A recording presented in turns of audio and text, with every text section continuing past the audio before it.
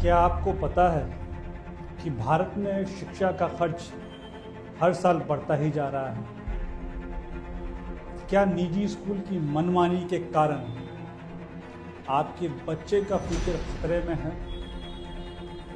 सरकारी शिक्षकों की कमी ने क्या शिक्षा की क्वालिटी को अफेक्ट किया है? कॉलेज और कोचिंग इंस्टीट्यूशंस की बढ़ती महंगाई आपको परेशान कर रही है? हेलो, सलाम, नमस्कार। मैं अयूब खान। आज हम बात करेंगे इंडियन एजुकेशन सिस्टम की। हमारे शिक्षा व्यवस्था का एक ऐसा मुद्दा जो हर परिवार को अफेक्ट कर रहा है। आजकल के दौर में शिक्षा केवल एक ज़रूरत ही नहीं रह गई है, बल्कि ये एक कारोबार बन चुकी है। इस कारोबार के कारण आपको और मुझे कई चुनौतियों और समस्याओं का सामना करना पड़ेगा, जिनका सल्यूशन बहुत ज़रूरी है। हम जानेंगे कि कैसे निजी स्कूल की मनमानी, सरकारी शिक्षकों की कमी और कॉलेज की महंगी ट्यूशन फीस और कुछ कोचिंग इंस्टीट्यूशंस हमारी एजुकेशन सिस्टम को ख़तरे में डाल रही है। अभी के वक्त में हर मिडिल क्लास माँ बाप का एक सपना होता है कि वो अपने बच्चों को अंग्रेज़ी स्कूल में पढ़ा सके, कि वो इस कॉम्पिटिटिव दुनिया में बेहतर ज़िंदगी जी सके।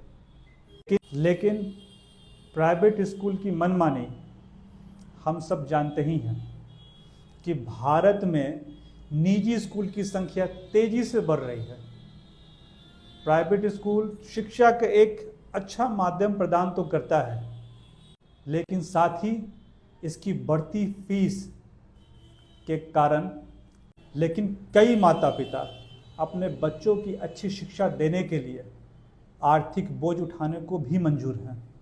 आप लोग इस चीज़ों को ऐसे समझ सकते हैं। मान लीजिए कि एक निजी स्कूल की सालाना ट्यूशन फीस 50,000 रुपया है, जो हर साल 10% बढ़ती है। इसके अलावा आपको किताबें, यूनिफॉर्म और अन्य शुल्क भी देने होते हैं। ऐसे में एक साधारण परिवार के लिए ये आर्थिक संकट बनता जा रहा है। मगर हमारे पास एक और रास्ता है, यानी गवर्नमेंट स्कूल।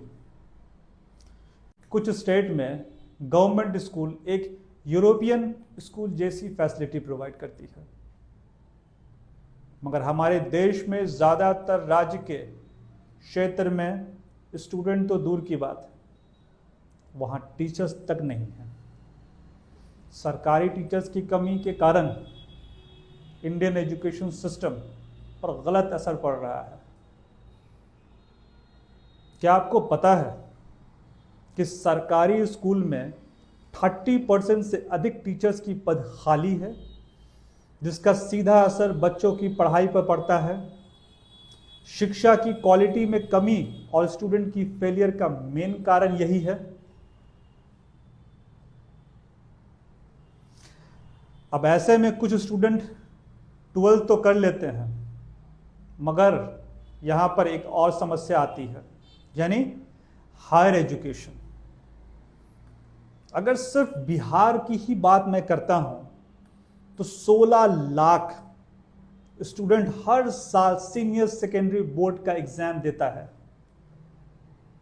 मगर इसमें से कितने स्टूडेंट अपनी हायर एजुकेशन के लिए एडमिशन ले पाते हैं? सिर्फ 25 से 30%। बाकी का 70 से 75% स्टूडेंट का क्या है? इसका सिर्फ और सिर्फ एक कारण है, कॉलेज की महंगी ट्यूशन फीस। अब इन्हीं के नक्शे कदम पर कुछ कोचिंग इंस्टीट्यूशंस भी चल रही है। क्या आपने कभी सोचा है कि हर साल ट्यूशन फीस क्यों बढ़ती है?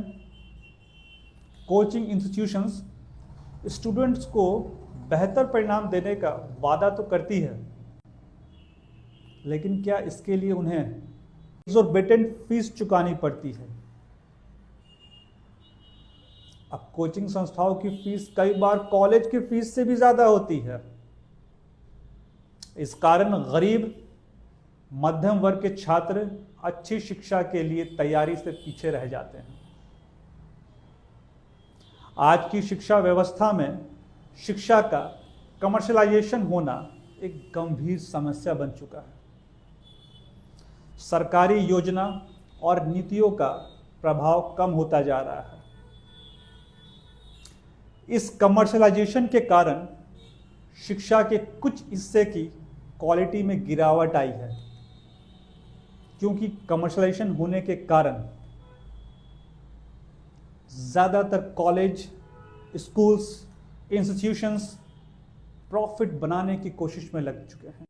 अब सवाल ये उठता है कि इस स्थिति का समाधान कैसे किया जा सकता है।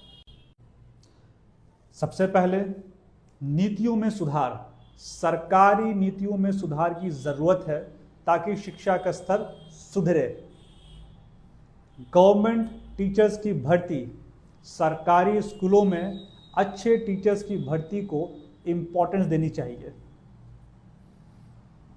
तीसरा, प्राइवेट स्कूल की फीस और मिसलेनियस चार्जेस पर कंट्रोल लगाना चाहिए।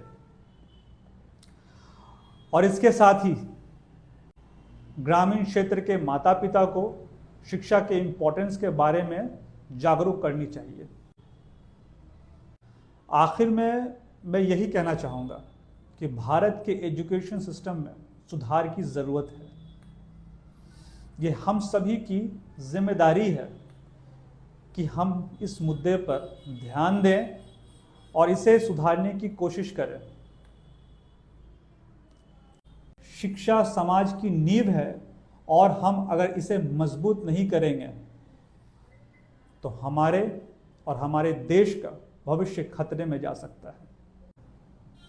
आइए हम सब मिलकर इस दिशा में कदम बढ़ाएं और एक ऐसे एजुकेशन सिस्टम का निर्माण करें जो सभी के लिए आसान और एक समान हो। धन्यवाद।